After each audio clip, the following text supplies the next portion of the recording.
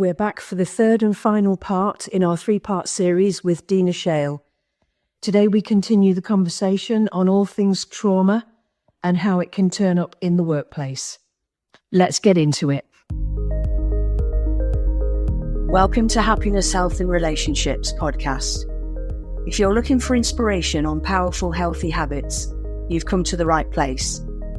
I'm Angeline and I've been working with people for over 10 years in therapy. And this podcast will cut through the myths and misinformation on healthy lifestyle.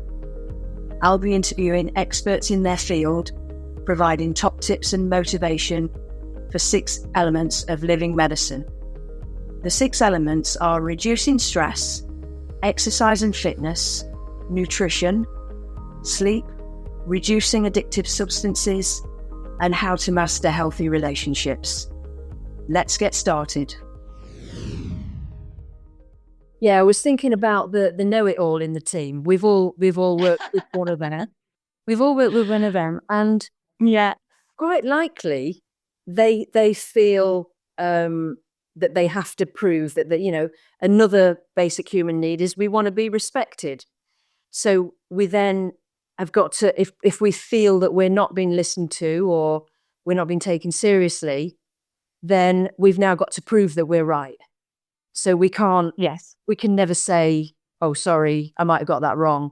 We'll try and just talk our way around it, or we'll be the one in the meeting that just pipes up all the time. Yeah, absolutely.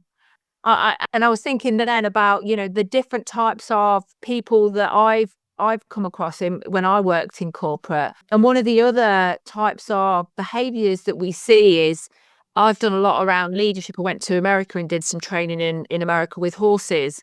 And one of the things I've seen a lot and I always point it out as well to my husband when he's talking about different things in his workplace, is called the immature dominant. So in a herd, that would be the younger, cockier, and I'm talking horses here, it would be the younger, non-traumatized horse that is very confident and is willing to try things. But usually in the workplace, when you see this type of person, it's usually a person that hasn't had those humble beginnings of growth through their work life. So, they may have jumped up a few levels and gone around people to come in at quite a high level, and then what you see is their ego coming out and the projection of their ego and them wanting this acceptance in a workplace. And I think that a lot of people may have experienced something along those lines. I know I have to a certain degree. I know in the past I've got a bit better. I've been working on myself for quite a while. But, I can remember in the past in meetings and thinking, I've got I know this one, I've got something to say on this, and being quite polite, I'd be waiting for an opening, an invite, and it's almost like in my mind, I've got my hand up thinking, I'm trying to, and this nervous energy is building within me. And then I get a chance to talk. I can't get my words out, I can remember, I can remember feeling that way to a certain degree, that if we think that we've got something valuable to say and that we think, however, whether it is or not is another question, but we think that it's something valuable to say.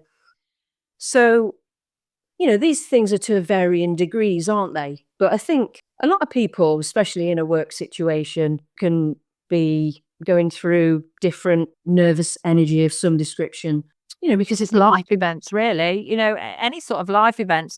We all live such highly charged lives now that, we're rushing from here to there, from there to here. And that in itself is difficult, isn't it?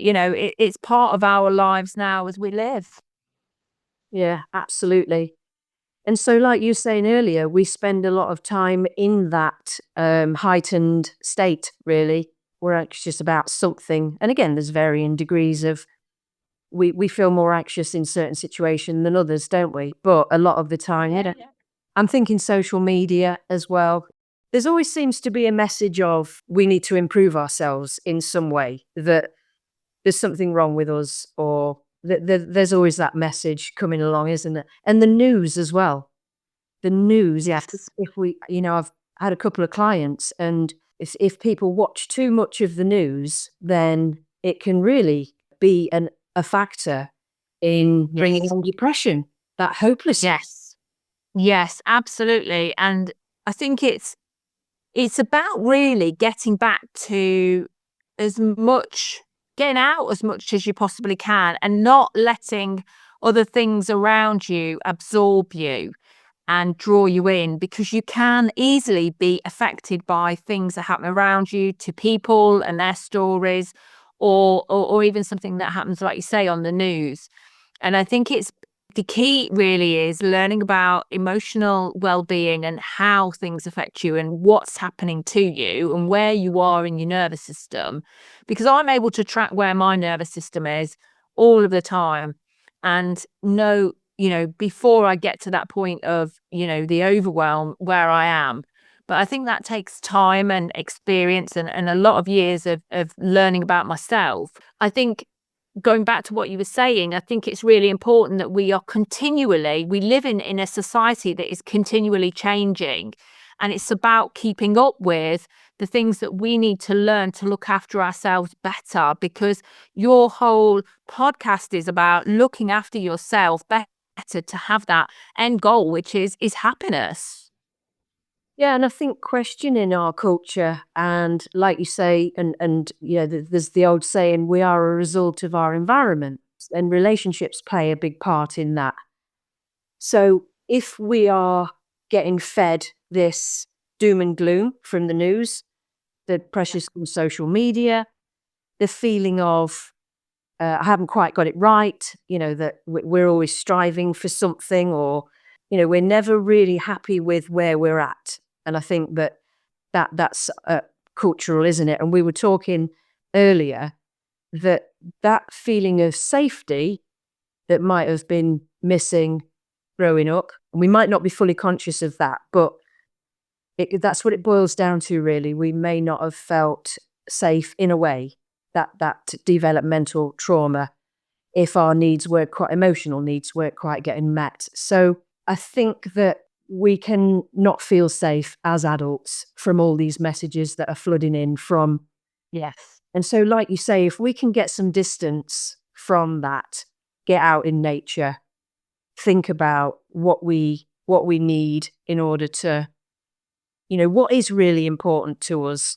Do we really need those false eyelashes? I mean, I think that's a subject for another podcast, if I'm honest, because I have lots of people that come to me lost because they don't know who they are. They watch things on social media, they watch things on the telly, and they don't really know where they want to be and who they are. And I think that's the key starting point is to and that's what we all need. We need safety in our lives, and we need to know who we are and what we want and where we're going. And that we're okay. Most people And to love ourselves. That self-compassion is really important as well, to actually like who we are, like the way we look, and to finally, sometimes when you get a bit older, you finally accept who you are, and all those different quirks that you have, and the things that you've learned along the way, the wisdom that you've gained in your life from your education and your experiences, all come together to help us be that person that we are, and everybody is individual. Yeah, absolutely. And I think that is a process of quietening the noise that surrounds us, really. And yeah, I think we get into our 40s and 50s, that's the huge bonus about getting into that age category, that we really don't, it's not that we don't care what other people think, but we just get more comfortable with our intentions. I know that I just question, what are my intentions? What's important to me? My people that are closest to me. And as long as I'm doing things that are aligned with my values, and if anybody doesn't like that, then I would question that, actually, because why would they not want what's going to, what I believe is going to make me happy. You know, if I'm working towards something, or we get a bit smarter, I think, in feeling okay with, no, I am going to go and do that for myself, because that's quite a reasonable thing to do. That, you know, we all need to do things for ourselves and take care of ourselves, like you say. So yeah, I think as we get into those 40s and 50s, it becomes more, no, I think it's okay. You know, we start to push back a bit. I think we realise we're the other side of time, though, aren't we? You know, time isn't our best friend at this point. When you're in your 20s and 30s, you know, you don't see time as an issue, but the years just roll by, and there's another birthday, and there's another birthday just gone by, and I think time isn't necessarily our best friend when we get older, and I think we become more aware of time and what we want in that time to make us happy. Absolutely. What an absolute pleasure to talk to you today. It's always an interesting conversation. I knew it would be. And we've got lots more to talk about on future podcasts. So we've been talking a lot about the trauma and, you know, what the impacts can be. And I know that you've been working hard in developing a program that's going to be helpful for people and helpful for employers as well. So tell us a bit more about where people can access this. Yeah, so it's called Becoming Trauma Informed in the Workplace, and it's a professional training that is CPD accredited. I'm just having it CPD accredited at the moment. And they can find it on my website. They can email me from my website, which is thewayofthehorse.co.uk. Lovely. Okay. That's fantastic. All right. Good to talk to you. Yeah, lovely. Thanks very much, Angeline. And that's it for another episode of Happiness, Health and Relationships podcast. If you'd like to find out more ways that you can work with me, then head over to happinesshealthrelationshipspodcast.com. And I'll see you on the next episode.